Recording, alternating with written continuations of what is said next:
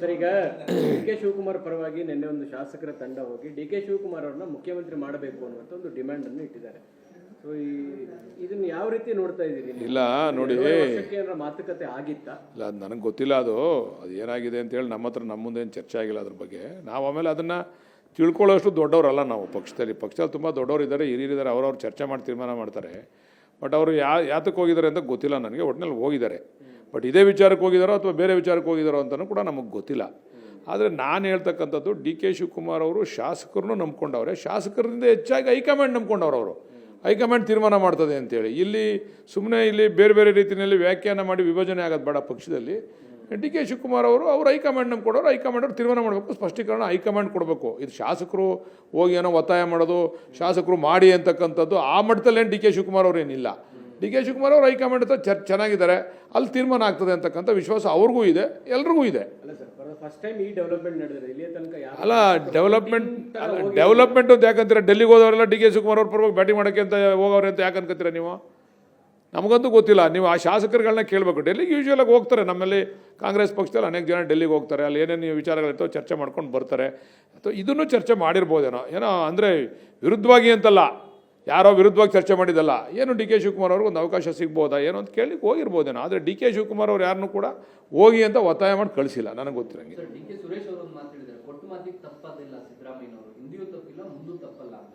ಇದನ್ನು ನೀವು ಹೆಂಗೆ ನೋಡ್ತೀರಿ ಸರ್? ಏನು ಇದು ಹಿಂದೆ ವಚನ ಭ್ರಷ್ಟತೆಯ ಕಾರಣ ಸರ್ಕಾರ ಬಿದ್ದೋಗಿದ್ದು, ಪಕ್ಷ ಉರುಳೋಗಿದ್ದು, ನೀವು ಅದನ್ನು ನೀವು ಸುರೇಶ್ ಅಣ್ಣನೇ ಕೇಳಬೇಕು. ನೀವು ನಾನು ಕೇಳಿದ್ರೆ ನೀವು ಸುರೇಶ್ ಅಣ್ಣ ಹೆಂಗೆ ಮಾತಾಡೋರು ಅಂತ ಇಲ್ಲ ಇರ್ಬೋದು. ಆ ಥರನೂ ಸಿದ್ದರಾಮಯ್ಯ ಯಾವಾಗಲೂ ಕೂಡ ಅದೇ ಥರ ನಡ್ಕೊಂಡು ಬಂದಿದ್ದಾರೆ.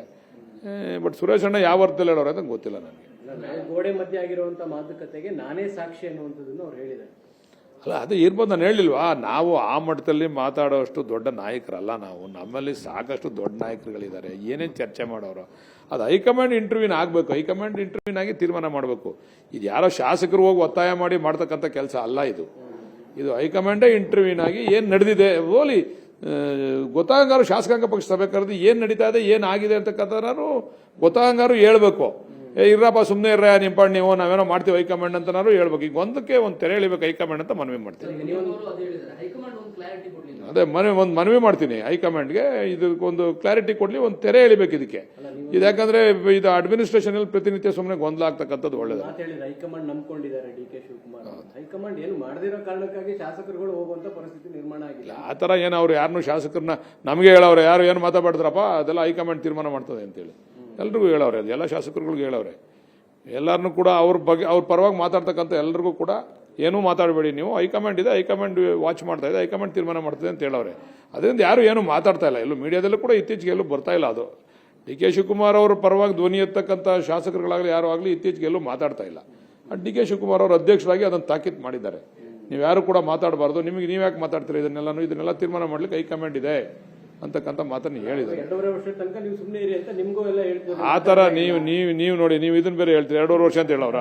ನೀವು ಸುಮ್ಮನಿರ ಅಂತ ಹೇಳವ್ರ ಅಷ್ಟೇ. 2.5 ವರ್ಷ ಸುಮ್ಮನಿರಿ, 3 ತಿಂಗಳು ಸುಮ್ಮನಿರಿ, 2 ತಿಂಗಳು ಸುಮ್ಮನಿರಿ ಅಂತ ಹೇಳವ್ರ ಅವರು. ಎಲ್ಲ ಶಾಸಕರು ಕೂಡ 2.5 ವರ್ಷ ತನಕ ಸುಮ್ಮನಿದ್ರು, ಏನು ಡೆವಲಪ್ಮೆಂಟ್ ಆಗಲಿಲ್ಲ, ಕರೀಲಿಲ್ಲ, ಹೈಕಮಾಂಡ್ ಮಾತಾಡಲಿಲ್ಲ. ಅಲ್ಲ, ಅವ್ರು ಹೇಳಿಲ್ಲ. ನಾವು ಅಲ್ಲಿಗಿನ ಹೈಕಮಾಂಡ್ಗಿನ ಹೆಚ್ಚು ವಿಷಯಗಳನ್ನ ನಿಮ್ಮ ಮಾಧ್ಯಮಗಳ ಮುಖಾಂತರ ತಿಳ್ಕೊಂತಾ ಇದೀವಿ ನಾವು. ನಿರ್ಭೀತ, ನಿಷ್ಪಕ್ಷಪಾತ, ವಿಶ್ವಾಸಾರ್ಹ ಸುದ್ದಿಗಳಿಗೆ ಮತ್ತೊಂದು ಹೆಸರಾಗಿರುವ ನ್ಯೂಸ್ 18 ಕನ್ನಡ ಈಗ ಆಪ್ನಲ್ಲೂ ಲಭ್ಯವಿದೆ. ದಯವಿಟ್ಟು ಇಲ್ಲಿರುವ QR ಕೋಡ್ ಸ್ಕ್ಯಾನ್ ಮಾಡಿಕೊಂಡು ಆಪ್ ಡೌನ್ಲೋಡ್ ಮಾಡೋದಕ್ಕೆ ಮರಿಬೇಡಿ. ನಿಮ್ಮ ಬೆಂಬಲ ಹೀಗೆ ಸದಾ ನಮ್ಮೊಂದಿಗಿರಲಿ. ಧನ್ಯವಾದ.